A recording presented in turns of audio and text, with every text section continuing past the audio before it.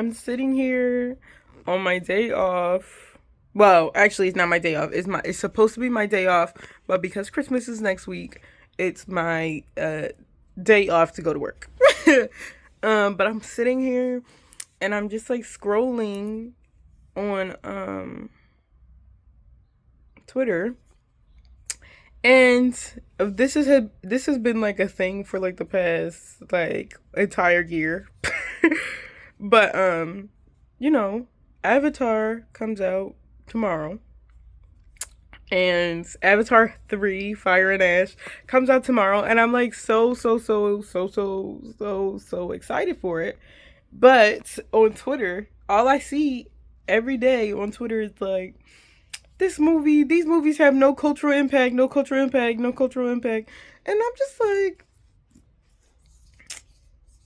who cares? Like that, like honestly, who cares? Like some stuff just doesn't like I'm just like thinking, like, when something becomes like a cult classic, and like majority of people do not actually like there's a group of people that have watched those movies and they love the movie. Like that's what a cult classic is, right? Like eventually, like in modern times, cult classics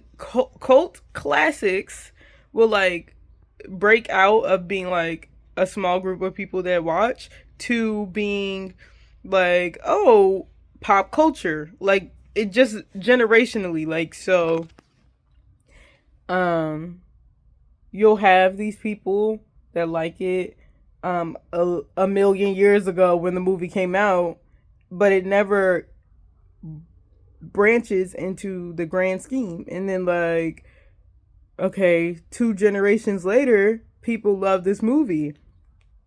And I feel like that's the Avatar movies. Like, okay, so one thing is, it's a little different because obviously they make $1 billion, but but even though they make a lot of money, people are always talking about how who even likes these movies and all of this nonsense, right? I only call it nonsense because I love the movies, but I can understand why people dislike it. And the first thing people would, I 100% understand disliking, would be the insane time of these movies. The runtime of these movies is crazy. I'm about to go to the movie theater on Sunday because I'm not done Christmas shopping, but that's a story for another day. I'm not done Christmas shopping, but I'm gonna go at like 9 a.m. to see the IMAX laser 3D or whatever for $30. And I'm gonna love it, yes, but also I'm gonna be there for 3 hours, like 3.5 hours or something. Like the movie is gonna be the I'm gonna be in the movie theater for 4 hours watching one movie. And like that's fun to me because I love watching things that are long. Like I go on YouTube and I search for hour long videos like on YouTube. So you can imagine that I just eat up, like I'm so happy all like half of all the movies that come out now that I like to watch. That's the caveat. Movies that I like to watch, I'm so happy that they're all 2 hours long. I'm so happy all the movies that I want to watch are 2 hours long. Um, like yes, some movies need to be shorter again. Yes, movies can be shorter, but as somebody that loves Avatar, I'm so thankful that these movies are so long. Like, I just love these movies, and I'm so glad they're long. But I understand why somebody would not want to watch a movie that is gonna cost you 4 hours of your life. And then there's some other things about the movies that I personally like that I can see why somebody would be like, oh, I don't want to watch that. Like, Jake Sully is trans species white man infiltrating into a native environment. And like when you watch that first movie, it's like, what are we doing here? What's happening? But that is my trans species white man.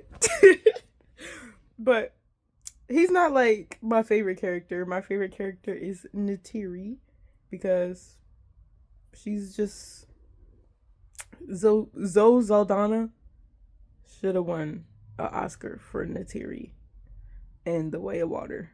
I don't know why she won that Oscar for I was about to say Emily in Paris. What is the name? What is the name of that movie? The movie that okay, let's say that movie that she won her Oscar for would be the movie that has more cultural impact than Avatar, all the Avatar movies so far. Because the little Emilio something, I don't know what the name of the movie is, but I always see memes from that movie. Like maybe it's just gay people. I always see like memes from the movie, like with the lady standing in the window and like the like singing musical part. What is the name of that movie? Anyways, it's a musical, I know that. But she won the Oscar for that, I think. When she should have won for Avatar The Way of Water because Natiri ate in that movie. Like that was she was acting like first off, I really appreciate like the artistry that goes into these movies. They're beautiful movies. But I understand how just being a beautiful movie isn't good enough. It needs to be beautiful and it needs to have more. I personally think that like the main story is like great, but I think part of like the beauty of the whole Avatar franchise is the world. So if you're not like a little on the like if you're not one of those people that goes and writes 50K words of fan fiction for a movie that you saw, then you're not gonna want to you're not gonna like feel like you've benefited from watching the Avatar movies. But I am one of those people. So like I just love the Avatar movies. I really do. Oh my gosh, this light. Let me move from it. But they're just so good. And they're so like the world of Pandora and like it's just it's good. Like this new movie coming out is gonna like answer a couple things. But we already know that Awa, like the spirit, the goddess of life of the planet of Pandora, like we know that she can bring people back to life, create new life, reincarnate people. Like that is cool. She can reincarnate people. So like there's like being an avatar, like become so you can be an avatar or you can be Navi, right? And avatars are specifically like the human mind um projected into like organic like mecha. Right? So like that's what Jake starts out as, which is like okay, cool, whatever. And then Awa, the goddess spirit, transfers his mind into his man-made body. Like that's one way she can do it. And then like Grace, the scientist lady, she dies, but her avatar body is alive. Her avatar body is not dead. They but it can't move because her consciousness is gone, right? Her avatar body, Ava gets her avatar body pregnant with like her clone, like a asexual reproduction with Awa. Like that's one thing. Like whoa, like that is so cool. And then I think in this third movie, so this is my prediction, okay? This is my prediction for the third movie because you see in like the teasers, Spider is human, but he's lived with the Navi his whole life, right? Um, And I think he'll be like on the verge of dying. And Kitty, who is Grace's reincarnation daughter or whatever she is, um, Kitty has a strong connection with Awa. Probably because Awa made her like from scratch. But I think something's gonna happen with Spider and Kitty with the help of Awa. Like they're gonna work together and they're going to turn Spider into like a hybrid Navi, which is like, oh, I will say I don't like how important Spider's character is. Like I get why he's important because like he's a human on a planet that humans are like actively trying to colonize, but they're like unsuccessful at doing it because like the planet is alive. Like if Earth was like alive, because the planet is alive. Don't get me wrong. I think the planet Earth is alive. It's breathing life every day. But if Earth could like talk to you like in English and tell all the animals to kill the humans, that's what Pandora is. like like she won't do it unless like everybody wants her to do it. But that's like if Earth was like telling the roaches to go in your house and bother you for the rest of your life. Like if Earth told the snakes to go bite all the humans because they messing her up. Like that's what Pandora. Oh my gosh, that's what Awa does on Pandora. So I think that would make colonization and deforestation much harder if the planet can literally tell you like get out of here. Like the natives have the planet backing them up with arms, okay? Not just like backing them up spiritually, but literally backing them up. And so like that's like the main conflict between. But anyways, that's all to say that that's what Spider is. So Spider's a human that he's the first human born on Pandora. So he's his home, his place where he is born is Pandora, is Awa. Like that's his lady. He was born to Awa. He was not born to Earth and came there like Jake. Which I think is like the whole point of the movies. The movies are like Spider. Like first we're gonna establishing Jake's whole thing in the Sully family and all that stuff. But we need to introduce more characters to like relate to because obviously these movies are like 50-year long movies or whatever. Like a spanning like 50 years of storytelling. And it's like, okay, we got Spider. And Spider is human, but he was born. He's the first human born on Pandora. That is very significant when the whole planet is alive and alive, breathing and taking action, right?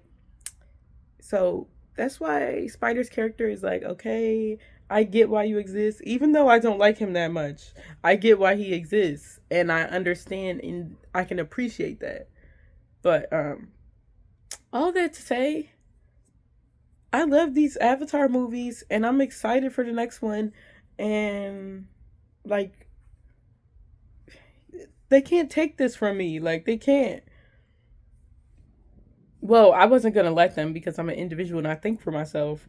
But I'm just tired of seeing the no cultural impact stuff. Like you got a couple movies that you like that nobody else cares about. And that's how I feel. Like maybe you're just mad because they're making money, but if some people just want to go to the movie theaters and see a cool movie, that's what Avatar is on the surface for a lot of people. Is a cool movie that looks cool with a story that's kind of easy to follow. Like that's the first part. Well, I think it's easy to follow, but nowadays people can't read and stuff, so it might be hard to understand. Which I do notice in people that even like the movies because they be seeing some dumb stuff on the internet. But that's kind of what the internet's for anyways, for people to be dumb. So I can't complain that much. But anyway, yes, I love these movies to death. And nothing will ever make me feel like these movies are not life changing. And I wish more people liked them. But I do understand why you would not like it or why you would not want to watch the movie.